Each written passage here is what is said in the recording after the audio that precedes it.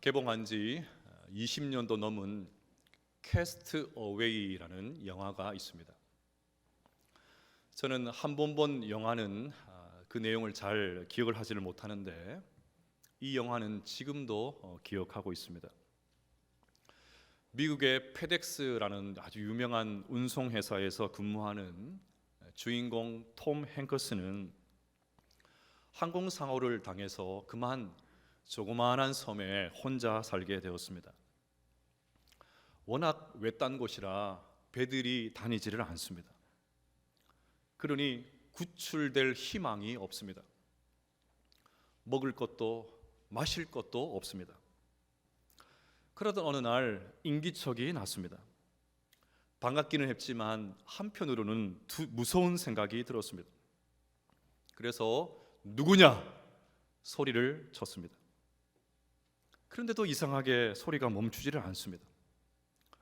조심해서 주변을 살펴보니까 다 익은 야자수 열매가 쿵 떨어지는 소리였습니다. 드디어 먹을 것이 생겼다 그렇게 싶어서 달려들었지만 깨는 게 쉽지가 않습니다. 마침 물에 떠다니던 소포봉지에 있던 스키 신발 날로 야자수 껍질을 벗기는 데까지는 성공했습니다. 하지만 그만 물이 왈칵 쏟아졌습니다. 얼마나 아까운지요. 그래서 이번에는 그 신발 날로 야자수에 구멍을 뚫어서 마십니다. 한숨을 돌리기는 했지만 그것도 한계가 있죠. 이슬과 빗물로 목을 축이면서 버팁니다. 허기진 배는 바다에서 물고기를 잡으면서 근근히 버티고 또 버텼습니다. 그러니 얼마나 처량합니까? 하루에도 수없이 절망이 됩니다. 하지만 그는 결코 생의 의지를 포기하지 않습니다. 소포 상자에서 발견한 공에다가 자기 피로 해골을 그리고는 어떻게 해서든지 탈출하겠다는 의지를 불태웁니다. 결국 섬에 고립된 지 1500일 만에 떠내려온 알루미늄 판자를 이용해서 뗏목을 만들어 탈출을 감행합니다. 결국 그 험악한 바다와 싸우면서 죽음의 직전에서 구조되어서 영웅이 된다는 이야기입니다. 여러분, 주인공 톰 행커스가 극적으로 구조될 수 있었던 이유가 무엇입니까? 목마름 때문이죠. 어떻게 해서든 살아야 한다는 그 강한 열망, 그것이 그로 하여금 끝까지 버티게 했고 마침내 살아 돌아올 수 있게 했던 것입니다. 여러분, 우리의 인생도 이와 비슷하지 않습니까? 인생이 대단한 것 같지만 결국은 먹을 것을 위해서 몸부림치는 게 인생입니다. 먹을 것을 위해 땅을 팝니다. 씨를 뿌립니다. 열심히 가꾸고 추수합니다. 장사를 합니다. 밤낮 자지 않고 일을 합니다. 생산을 늘리기 위한 다양한 노력을 합니다. 제품 개발에 열을 올립니다. 잠이 덜 깬 그런 상태로 출근 버스에 몸을 싣습니다. 채 마르지도 않은 머리카락을 휘날리면서 또 뜁니다. 새벽 시장을 다니면서 재료를 구합니다. 사람들을 만나고 또 그들을 설득합니다. 지난 한 주도 우리 모두는 이렇게 바쁜 모습으로 살았지 않습니까? 예수님 당시 사람들은 지금보다 먹을 것을 향한 열망이 더했습니다. 먹을 것이 턱없이 부족했습니다. 직업도 다양하지 못했습니다. 양식을 보관하거나 저장하는 방법도 잘 알지 못했습니다. 체불 임금도 지금보다 훨씬 더 심각했습니다. 거리에 나가면 가난하고 굶주린 사람들을 어디서나 볼 수 있었습니다. 그러니 어떻게 해서든지 악착같이 살아야 되지 않겠습니까? 그래서 오늘 주님께서 하신 말씀, 줄이고 목마른 자가 어떤 상태의 사람이고 그것이 무엇을 의미하는지 정확하게 알고 있었습니다. 지금까지 살펴본 가난, 애통, 온유는 세상에서 인기는 없습니다. 누가 가난하고 눈물을 흘리고 할 말도 제대로 하지 못하는 사람, 그런 사람을 복 있는 사람이라고 하겠습니까? 그래서 앞에 세 가지는 전부 다 역설입니다. 저는 오늘 살펴볼 줄이고 목마른 자가 복이 있다, 이 말씀도 처음에는 역설인 줄로 알았습니다. 왜요? 세상에서 줄이고 목마른 상태를 복이 있다고 말하지 않기 때문입니다. 그런데 설교를 준비하면서 오늘 이 주님의 말씀이 다르게 다가왔습니다. 여러분, 타는 목마름을 가지고 생의 의지를 불태우는 사람을 누가 당할 수가 있습니까? 강한 열정을 갖고 뭐든지 열심히 하는 사람, 그런 사람이 결국 뭔가를 해내지 않습니까? 그냥 가만히 있는데 저절로 되는 게 어디에 있습니까? 열정적으로 부딪히고 뭐라도 하려고 하는 사람, 그런 사람이 결국은 성공하게 되는 거죠. 이런 측면에서 저는 설교도 그냥 설렁설렁 할 수가 없습니다. 설교자마다 가지고 있는 스타일을 존중하지만 저는 조용조용 점잖하게 못합니다. 아니, 안 합니다. 요즘은 부드럽게 해야 교회가 부흥된다 하더라고요. 사랑하는 여러분, 부드럽게 해야 교회가 부흥된다고 합니다. 웅병식 설교 좋아하지 않는다고 합니다. 그래도 저는 그렇게 못합니다. 저도 부드럽게 해보려고 했는데 저와는 맞지 않아요. 다 졸고 앉아 있습니다. 그래서 저는 이 시간 주일 설교 때 막 진액을 다 쏟아 놓으려고 합니다. 설교를 마치고 오후에 앉아 있으면 여기가 얼마나 아픈지 몰라요. 막 여기에 막 담이 걸리고 얼마나 아픈지 몰라요. 저의 설교를 지켜보는 우리 지금도 지켜보고 계실 땐 저희 친지분들께서 야야 살살 해라, 길게 보고 해야지, 평생 목회할 건데 좀 살살 하라고. 그 마음 제가 충분히 알죠. 그러나 저는 그렇게 하지 못해요. 가만히 있어서 녹슬어서 없어지기보다는 달아서 너무 많이 사용해서 없어지고 싶은 것이 제 솔직한 심정입니다. 더욱이 오늘 예수님께서 사용하신 단어의 의미를 알면 이런 생각은 더 강해집니다. 여기 줄이고는 약간의 시장기를 느끼는 정도가 아닙니다. 우리가 흔히 말하는 배고프다, 그 말이 아닙니다. 북한의 탈북민들을 떠올리면 딱 맞습니다. 배가 너무 고파서 이대로 죽을 수는 없으니까 생명 걸고 두만강을 건너는 탈북민의 배고픔, 이것이 주님께서 말하는 배고픔이에요. 목마름도 마찬가지입니다. 운동 후에 땀을 많이 흘려서 느끼는 갈증이 아닙니다. 수분 배출이 많아서 느끼는 그런 갈증 정도가 아닙니다. 그야말로 타는 목마름이에요. 목이 막 찢어질 것 같은 고통입니다. 물 한 방울만 있어도 살 수 있다는 것을 알기 때문에 그 한 방울을 찾기 위한 목마름입니다. 목마른 것이 해결될 때까지 계속해서 집요하게 찾아다니는 것, 이것이 주님께서 사용하신 목마른 그 단어의 뜻입니다. 이런 배고픔과 목마름이라면 우리에게도 있어야 하지 않겠습니까? 2002년 한일 월드컵 때 대한민국 감독이었던 히딩크가 아주 유명한 말을 했죠. 나는 여전히 목마르다. 나는 여전히 배고프다. 승리의 갈증을 이런 식으로 표현한 것입니다. 그런 감독의 목마름과 허기가 있었기 때문에 결국 대한민국이 월드컵 4강이라는 엄청난 일을 해낸 것 아니겠습니까?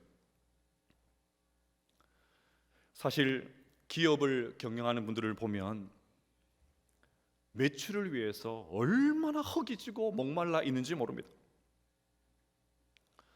여러분, 소주 한 병을 소주잔에 따르면 몇 잔이 나오는지 아십니까? 와, 분명히 아는 분이 계실 텐데 끝까지 모른 척 하시네. 안 넘어오시네.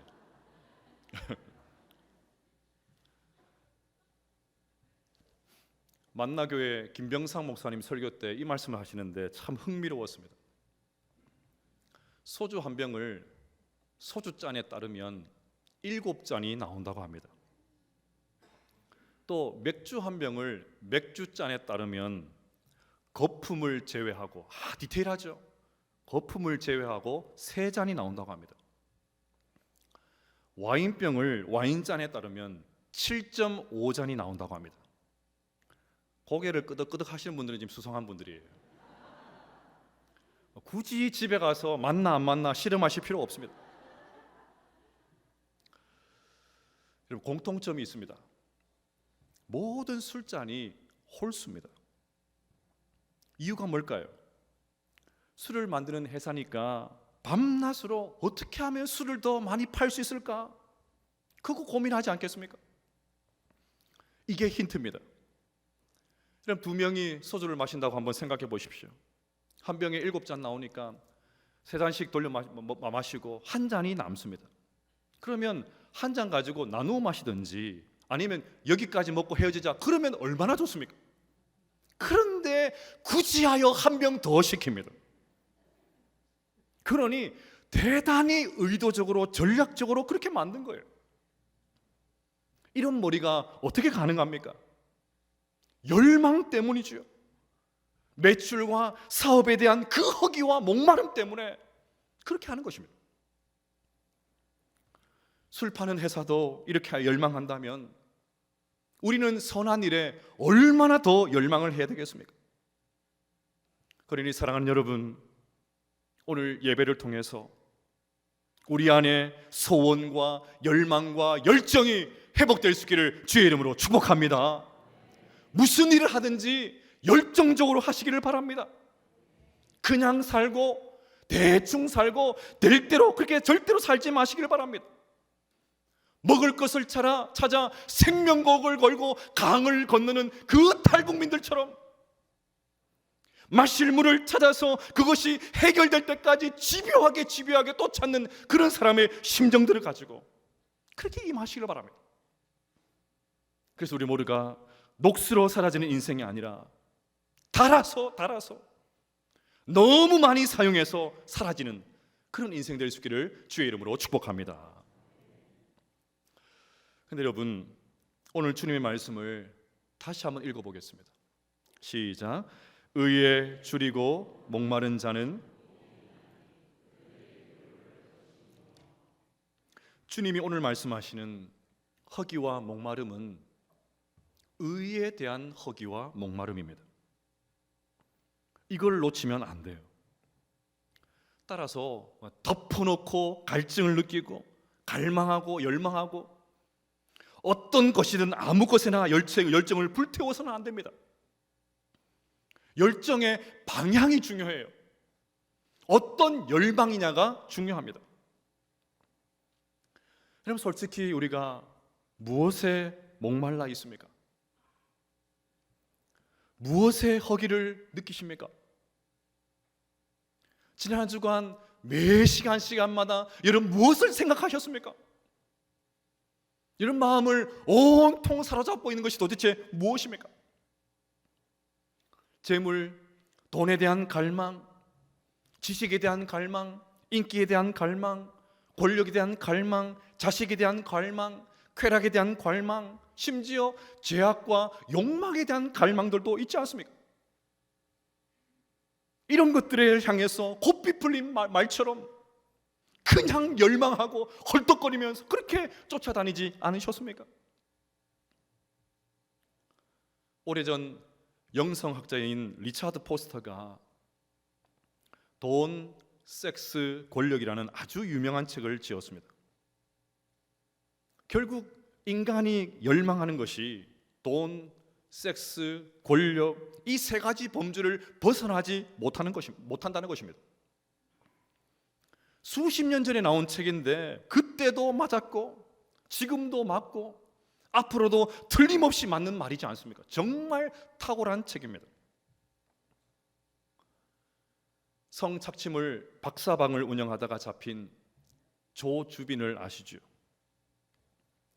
결국 작년에 42년형 확정 판정을 받았습니다. 그가 기자를 만나서 소회를 밝히는데 이렇게 말을 했습니다. 멈출 수 없었던 악마의 삶을 멈춰주셔서 정말 감사합니다. 그도 자신이 하는 일이 악마의 짓이라는 것을 너무나도 잘 알고 있었습니다. 그런데도 성에 대한, 쾌락에 대한, 더 깊이 들어가면 결국 돈에 대한 갈망들이 너무 강해서 잘 알면서도 멈추지 못하고 더 깊은 수렁으로 빠져들어갔던 것 아니겠습니까? 이런 측면에서 디모데후서 3장 1절부터 4절 말씀이 너무나도 중요합니다. 같이 한번 읽어보실까요? 시작. 너는 이것을 알라. 말세에 고통하는 때가 이르러 사람들이 자기를 사랑하며 돈을 사랑하며 자랑하며 교만하며 비방하며 부모를 거역하며 감사하지 아니하며 거룩하지 아니하며 무정하며 원통함을 풀지 아니하며 모함하며 절제하지 못하며 사나우며 선한 것을 좋아하지 아니하며 배신하며 조급하며 자만하며 쾌락을 사랑하기를 하나님 사랑하는 것보다 더하며. 오늘 우리가 살고 있는 이 시대의 모습이 여기에 막 그대로 들어있지 않습니까? 자기를 사랑하며, 결국 쭉 이어져 나오는 이 참담한 모습의 근본적인 원인을 따지고 보면 결국 자기 사랑입니다. 어떻게든지 자기 만족을 위해서 수없이 많은 것을 갈망하면서 삽니다. 그런데도 도무지 만족할 줄 몰라요. 오늘 말씀에 보면 그것이 만족을 줄 줄 알고 끊임없이 쫓아가면서 사는데 그것이 고통을 준다고 합니다. 이유가 무엇입니까? 열망하고 갈망하는 방향이 잘못되었기 때문입니다. 허기지고 목마른 대상이 틀렸기 때문입니다.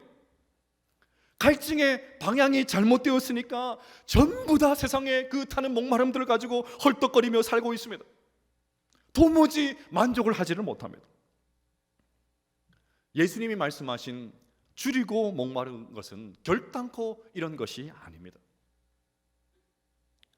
자, 그러면 결론적으로 한번 생각해 보겠습니다. 예수님께서 의에 줄이고 목마른 자가 복이 있다고 말씀하실 때 이 의는 도대체 뭘까요? 우리가 정말 줄이고 목말라야 해야 될 것은 도대체 무엇일까요? 첫째로 하나님을 향해 줄이고 목말라야 합니다. 오늘 주님께서 말씀하신 의라는 단어는 구약 성경에 500번 이상 나오고 신약 성경에 200번 이상 나옵니다. 그러니까 의라는 이 단어는 성경을 간통하는 굉장히 중요한 단어예요. 그러면 이 중요한 의가 도대체 뭘까요? 지금까지 팔복 설교를 준비하면서 오늘이 제일 힘들었습니다. 왜냐하면 의에 대한 해석이 학자들마다 책마다 다 달라요.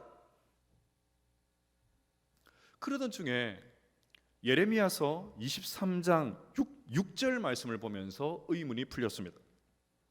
같이 한번 읽어볼까요? 시작. 그의 날에 유다는 구원을 받겠고 이스라엘은 평안히 살 것이며 그의 이름은 여호와 우리의 공이라 일컬음을 받으리라. 아멘. 보십시오. 여기에 보면 하나님의 여러 가지 이름 가운데 하나가 공의, 의입니다. 하나님의 이름이 공의, 의예요. 우리가 섬기는 하나님은 공의로우신 분이십니다. 하나님께서 공의로 세상을 주관하시고 마지막 날 공의로 세상을 심판하실 것입니다. 만약에 의로우신 하나님이 존재하시지 않으면 이 세상에서는 더 이상 공의가 없습니다. 사람들이 도덕적으로 맞다 하는 주장들도 별 의미가 없습니다. 이 불의한 세상을 바라보면서 정의롭고 공의로운 세상을 갈망할 수 있는 이유가 뭐냐면 우리 하나님께서 의로운 분이시기 때문이에요. 따라서 의에 줄이고 목마른 자가 복이 있다 하신 주님의 말씀은 제일 먼저 하나님에 대해서 줄이고 목말라야 한다는 그런 뜻입니다.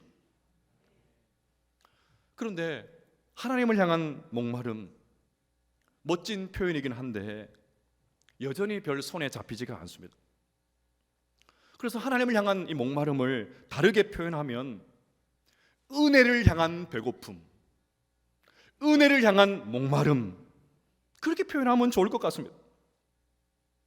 주일이 되면 교회 왔다 갔다 예배 참석하고 적당히 봉사도 하고 밥 먹기 전에 잠시 기도도 하고 가끔 성경책도 읽고 그것을 신앙생활이라고 말하지는 않습니다. 바울은 제대로 된 신앙생활을 갈라디아서에서 이렇게 설명을 합니다. 내가 그리스도와 함께 십자가에 못 박혔나니 그런즉 이제는 내가 사는 것이 아니요 내 안에 그리스도께서 사시는 것이라. 이제 내가 육체 가운데 사는 것은 나를 사랑하사 나를 위하여 자기 자신을 버리신 하나님의 아들을 믿는 믿음 안에서 사는 것이라. 하나님의 아들을 믿는 믿음 안에 푹 빠져 사는 것, 그것이 신앙생활이에요. 밤낮 하나님을 의지하고 그분의 이름을 부르고 그분을 믿고 따르는 것, 이것이 신앙생활이에요. 늘 하나님 생각하고 또 생각하고 또 생각하고, 그것이 신앙생활입니다. 다윗이 시편에서 이것을 너무나도 아름답게 묘사했죠. 시편 42편 1절과 2절 말씀 보시면 하나님이여 사슴이 시냇물을 찾기에 갈급함같이 내 영혼이 주를 찾기에 갈급하나이다. 내 영혼이 하나님 곧 살아계신 하나님을 갈망하나니 내가 어느 때에 나가서 하나님의 얼굴을 배울까. 시편 63편에도 하나님이여 주는 나의 하나님이시라. 내가 간절히 주를 찾되 물이 없어 마르고 황폐한 땅에서 내 영혼이 주를 갈망하며 내 육체가 주를 앙모하나이다. 앉으라서나 주님 생각하고 또 생각하고 또 생각하고, 우리의 내리에 하나님이 떠나지 않는 것, 그것이 신앙생활이에요. 그런데 과연 지금 우리는 그런 삶을 살고 있다는 거예요. 여러분, 사실 우리 모두는 이미 하나님을 향한 배고픔, 은혜에 대한 목마름을 경험한 적이 있습니다. 여러분, 처음에 교회 다닐 때를 한번 생각해 보십시오. 처음에 예수님 믿을 때를 한번 생각해 보십시오. 그때는 제일 먼저, 누구보다 먼저 예배당에 왔습니다. 사람들 신경 쓸 겨를이 없습니다. 사람들의 눈 의식하지 않습니다. 그냥 손을 들고 찬양하고 목이 터져라 그렇게 기도했습니다. 종일 교회에서 봉사해도 어느 한 사람 불평하지 않았어요. 내 하나님의 성전 문지기로 있는 것이 좋사오니 정말 그 말씀 그대로였습니다.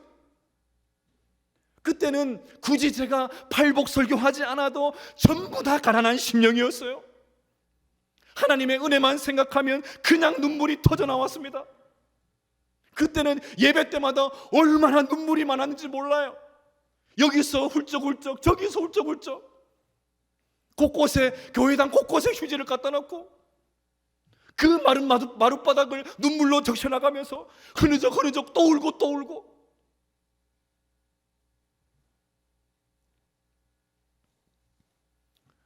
그런데 여러분, 지금은 어떻습니까? 지금은 어떻습니까? 이건 어디까지나 한때 좋았던 추억입니까? 그때 참 좋았지 그겁니까? 그래서 하나님마저도, 그분의 은혜마저도 이제는 너무 식상하고 당연하고 아무런 감동이 되지 않는 그런 상태이지 않습니까? 그래서 오늘 주님께서 우리에게 말씀하십니다. 나를 좀 줄이고 목말라 해라. 세상 것 줄이고 목말라해서 헐떡거리지 말고 나를 좀 줄이고 목말라 해라. 그래서 주님은 줄이고 목말라 한다는 이 단어를 의도적으로 현재 시제를 사용하십니다. 무슨 말입니까? 하나님을 향한 배고픔과 목마름은 과거 한때 한 번으로 그치는 것이 아니라 매일의 삶 현장 가운데서 계속해서 일어나야 된다고. 빌리 그레함 목사님이 우리의 영혼의 상태를 이렇게 진단했습니다. 사탕을 먹은 아이는 위장이 텅 비어 있는데도 당분으로 헛배가 불러서 밥상 앞에서도 밥을 외면한다. 이처럼 우리는 이 세상에 죄악된 쾌락에 빠져 영적인 것에 대한 식욕이 없다. 우리는 마귀의 진수성찬을 너무 많이 먹고 있다. 진짜 맞는 말 아닙니까? 하나님이 차려주신 진수성찬이 아니라 마귀가 차려놓은 그 진수성찬이 진짜인 줄 알고 헐떡거리고 사랑하는 여러분, 이 아침에 하나님을 향한 배고픔, 은혜에 대한 목마름이 우리 가운데 회복될 수 있게 되시기를 주의 이름으로 축복합니다.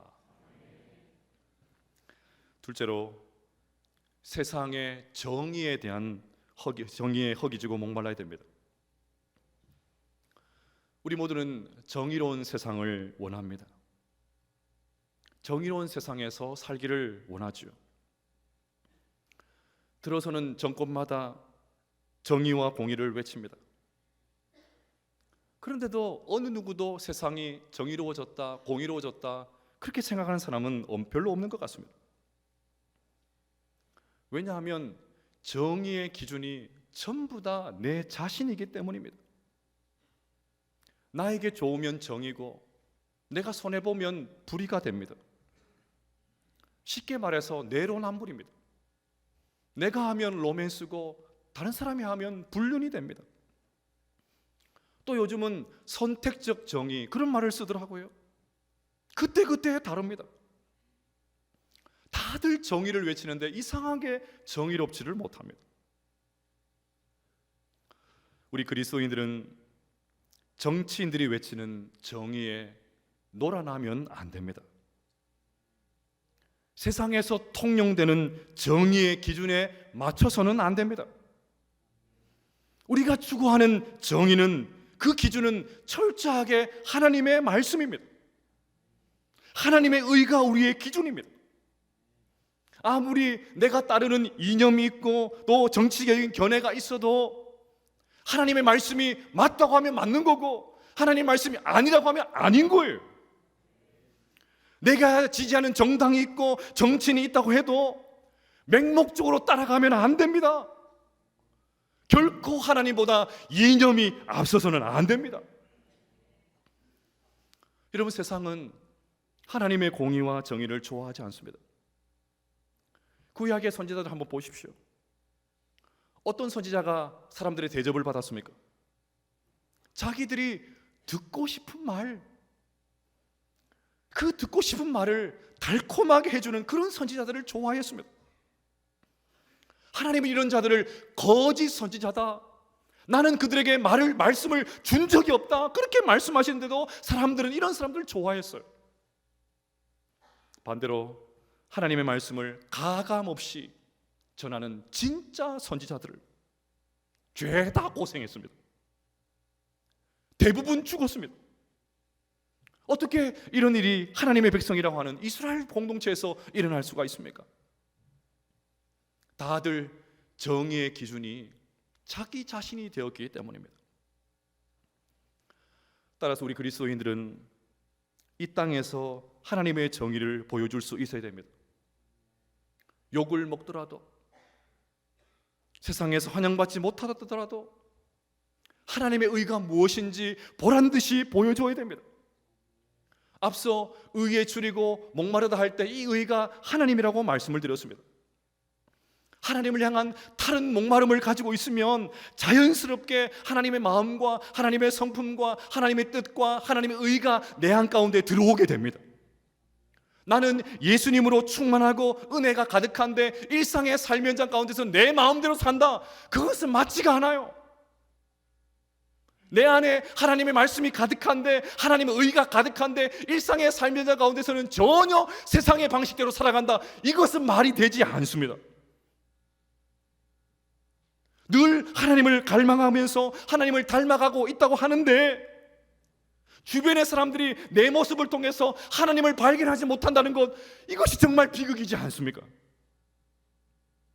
그런데 이 코미디 같은 일들이, 앞뒤가 맞지 않는 이 비극적인 일이 너무나도 많이 일어나고 있다는 것이 현실입니다.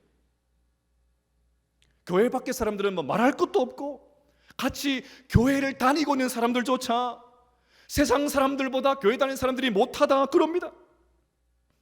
교회 다니는 사람들의 입에서조차 예수쟁이들 뭐 그럽니다. 제가 신방 가서 직접 들었어요. 교회 다닌다고 해서 편의도 봐주고 상황도 봐주고 해서 그렇게 했는데 교회 다니는 사람이 월세를 안 낸다고 막 저한테 항변하는 거예요. 왜 저한테 그러세요?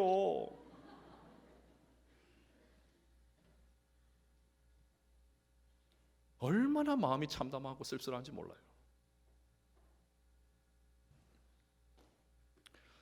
이런 측면에서 우리 그리스도인들은 하나님의 의, 하나님의 정의를 이 땅 가운데 보여줄 수 있어야 됩니다. 결단코 우리의 신앙의 활동이 교회 안에서만 머물러 있으면 안 됩니다. 교회 안에서는 그럴듯하게 보이고 뭐 대단한 것처럼 보이고 뭐 신앙이 엄청나게 좋은 것처럼 보이고,